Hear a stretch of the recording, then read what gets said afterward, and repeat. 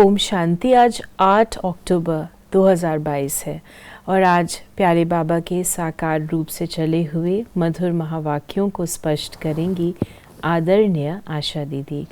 ओम शांति दीदी। ओम शांति। बाबा ने कहा, मीठे बच्चे, तुम्हारी पढ़ाई बुद्धि की है। बुद्धि को शुद्ध करने के लिए प्रवृत्ति में बहुत युक्ति से चलना है। खान पान की परहेज रखनी है। बुद्धि की पढ़ाई है और बुद्धि अच्छी तब काम करती है जबकि हमारी खान पान की शुद्धि है, बाबा ने कहा, क्योंकि कैसा भोजन हम करते हैं उसका प्रभाव पड़ता है। बुद्धि मंद क्यों होती है जब ऐसा वैसा भोजन खाते हैं। बुद्धि शुद्ध होती है जब हम अच्छा सात्विक भोजन करते हैं। बुद्धि अच्छी तब बनती है जब हमारे अच्छे संकल्प होते हैं। इसलिए बाबा कहते हैं खान पान की शुद्धि चाहिए। प्रश्न है, ईश्वर की कारोबार बड़ी वंडरफुल और गुप्त है कैसे? हर एक के कर्मों का हिसाब किताब चुकतू करवाने की कारोबार बड़ी वंडरफुल और गुप्त है। कोई कितना भी अपने पाप कर्म छिपाने की कोशिश करे लेकिन छिप नहीं सकता। सजा जरूर भोगनी पड़ेगी। बाबा कहते हैं कि मुझसे कुछ भी छिपा नहीं है और आपसे भी कुछ छिपा नहीं है। आप जैसे कर्म करेंगे, जैसा बीज बोएंगे, वैसा फल आ जाएगा। हर एक का खाता ऊपर में रहता है। इसलिए बाप कहते हैं, बाप का बनने के बाद कोई पाप कर्म होता है तो सच बताने से आधा माफ हो जाएगा, सजाएं कम हो जाएंगी। छिपाओ मत।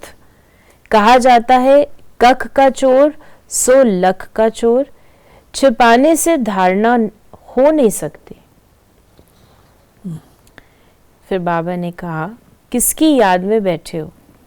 बच्चे समझते हैं माता पिता बाप दादा अभी आएंगे, आकर हम बच्चों को अपना वर्षा देंगे। बाबा से हम फिर से 5000 वर्ष पहले मुआफिक स्वर्ग का वर्षा ले रहे हैं। ये तो हर एक के दिल में होगा ना। अभी इस नरक रूपी भंबोर को आग लगने वाली है। तुम्हारा इस दुनिया वालों से कोई भी ताल्लुक नहीं है। तुम्हारे लिए ज्ञान भी गुप्त है तो वर्षा भी गुप्त है। ये बाबा ने कहा कि देखो, तुमको आकर के मैं लक्ष्य देता हूँ, तो लक्ष्य देता हूँ तो तुम्हारा पल्लू इस पुरानी दुनिया से छूट जाता है, कोई ताल्लुक नहीं रहता है। तो तुम्हारा ज्ञान भी गुप्त है, तुम्हारा लक्ष्य भी गुप्त है, तुम्हारी प्राप्ति भी गुप्त है। फिर बाबा ने हम बच्चों को कहा कि हम आत्माओं को अब ज्ञान का तीसरा नेत्र मिला है। आगे तीसरा नेत्र नहीं था, आत्मा सोई पड़ी थी। अब आत्मा को जगाते हैं तो आत्मा भी गुप्त है। जैसे आत्मा आकर शरीर में प्रवेश करती है, वैसे शिव बाबा भी इस शरीर में आकर के हमको फिर स्वर्ग का मालिक बना रहे हैं। बुद्धि भी कहती है, हमने अनेक बार बाप से वर्षा लिया है आधा कल्प के लिए, फिर आधा कल्प गवा देते हैं।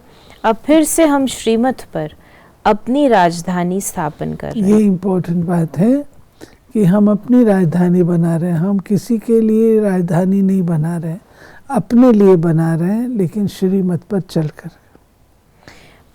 फिर बाबा ने कहा कि सतयुग में सिर्फ तुम्हारा ही राज्य होगा, तुम राज्य करते थे, फिर पुनर्जन्म तो लेना होता है। जो श्री कृष्ण की वंशावली अथवा देवी कुल के थे वही फिर रहेंगे, दूसरा फिर कोई नहीं होगा। चंद्रवंशी कुल भी नहीं होगा। ये तो बहुत सहज बातें हैं समझने की। बरोबर सतयुग में कोई धर्म नहीं था, अभी तो ढेर धर्म है। आपस में लड़ते झगड़ते रहते हैं, अनेक तालियां बजती रहती हैं। सतयुग में धर्म ही एक है तो ताली बजती नहीं। फिर बाबा ने हम बच्चों को कहा, तुम्हारा नाम ही है शिव शक्तियां, शेर पर सवारी कोई होती नहीं है। ये महिमा दिखाई है, इसलिए शक्ति को शेर पर बिठाते हैं। यानी बाबा ने अबलाओं को शिव शक्तियाँ बनाया, और जो भी हमारी देवियाँ हैं उनको हम कहते हैं शिवमयी शक्तियाँ। उन्होंने शिव बाबा से शक्ति प्राप्त करके अपने कर्तव्य निभाए हैं। अम्बा है, सरस्वती है, काली है, जगदम्बा है, आदि आदि। बाबा ने कहा कि घर में बच्चे कपूत होते हैं तो कितना तंग करते हैं, वहाँ तो सदैव हर्षित रहते हैं। तुम जानते हो बेहद का बाप फिर से बेहद का सुख देने आया है। बाप कहते हैं भल गृहस्थ व्यवहार में रहो, सिर्फ बुद्धि में ये धारणा करो ये पढ़ाई बुद्धि की है। घर में रहते श्रीमत पर चलो, खान पान से भी असर लग जाता है, इसलिए युक्ति से चलना है। हर एक का कर्म बंधन अपना है, कोई बांधेली है, कोई बंधन मुक्त है, कोई तो चतुराई से भू भू कर छुट्टी ले लेती हैं। युक्तियां तो बहुत समझाई हैं। भगवान की मत पर चलना पड़े तब ही बिगर सजा खाए हम मुक्ति जीवन मुक्ति को पाएंगे।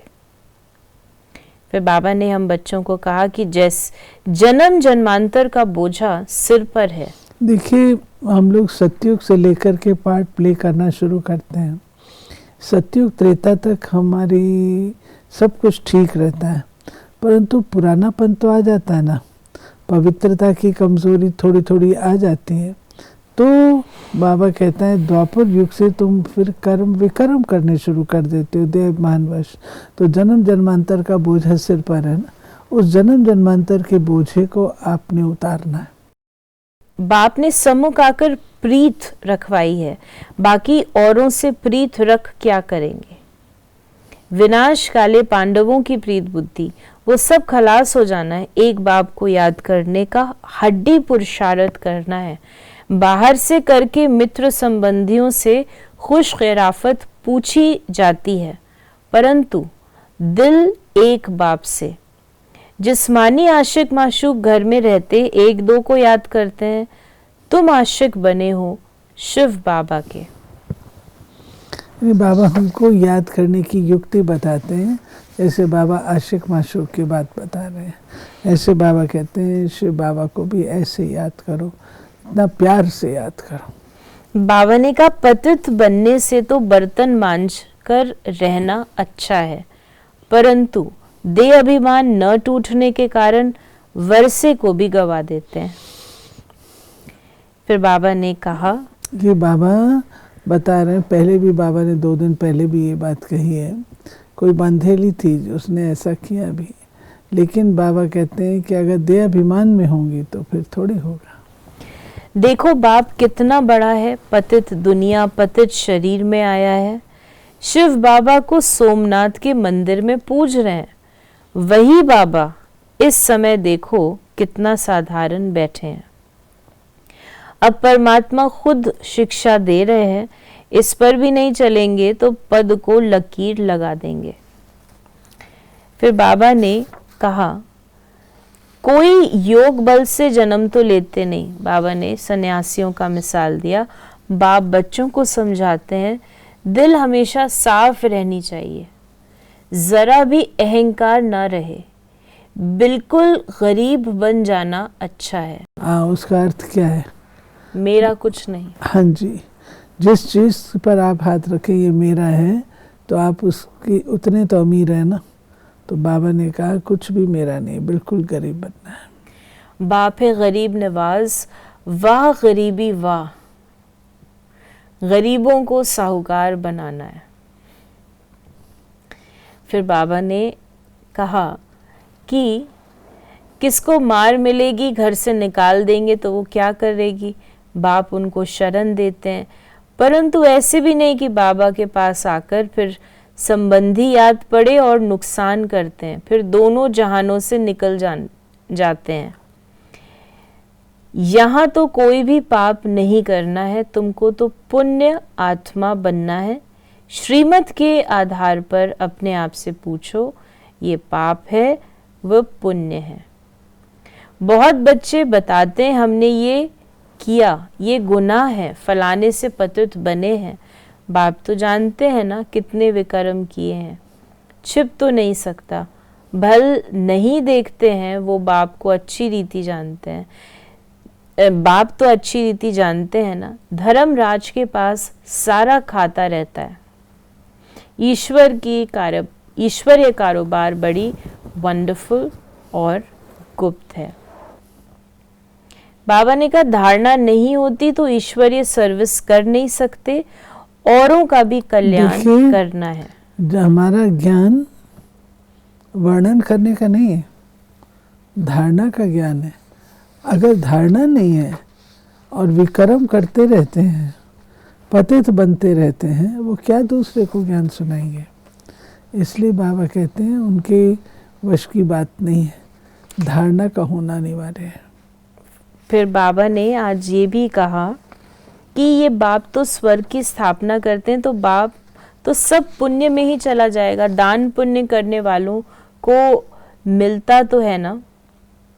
बाप हर एक को समझाते हैं, बाप हर एक बात में मत देते हैं, तो बच्चों को कभी ऐसा काम नहीं करना चाहिए। परंतु माया नहीं छोड़ती। अच्छी अच्छी चीज देखेंगे तो झट खा लेंगे, लालायित हो जाएंगे और उठा लेंगे। ऐसे ऐसे पाप कर्म करने से अपना ही पद भ्रष्ट कर लेते हैं। राजयोग है इंद्रियों पर विजय प्राप्त करने का। तो चाहे वो नैनों से, चाहे मुख से, कानों से, कोई भी रीति से माया आकर्षित करती है, तो अगर हम उसके वशीभूत हो जाते हैं तो अपना राज गंवा लेते हैं। फिर बाबा ने पुनः मुरली में हमें याद दिलाया कि पुरुषार्थ कर पवित्र भी रहना है। झाड़ू लगाना, बर्तन मांजना अच्छा है अपवित्र बनने से, परंतु देही अभिमानी बनना पड़े। आज बाबा ने वरदान दिया, दुख की लहरों से न्यारे रहे, प्रभु प्यार का अनुभव करने वाले, खुशी के खजाने से संपन्न भव। संगम के समय दुख के लहरों की कई बातें सामने आएंगी, लेकिन अपने अंदर वो दुख की लहर दुखी नहीं करे। जैसे गर्मी की मौसम में गर्मी होगी, लेकिन स्वयं को बचाना अपने ऊपर है। तो दुख की बातें सुनते हुए भी दिल पर उसका प्रभाव न पड़े। जब ऐसे दुख की लहरों से न्यारे बनो, तब प्रभु का प्यारा बनेंगे। तो ऐसे न्यारे और परमात्म प्यारे हैं, जो ऐसे न्यारे और परमात्म प्यारे हैं, वही खुशियों के खजाने से संपन्न रहते हैं। नहीं, कोई भी बात है तो न्यारा और प्यारा, ये बैलेंस बाबा की विशेषता और गुणों को हमारे अंदर डालता है। न्यारे भी रहो, प्यारे भी रहो। बाबा न्यारे भी हैं, प्यारे भी हैं।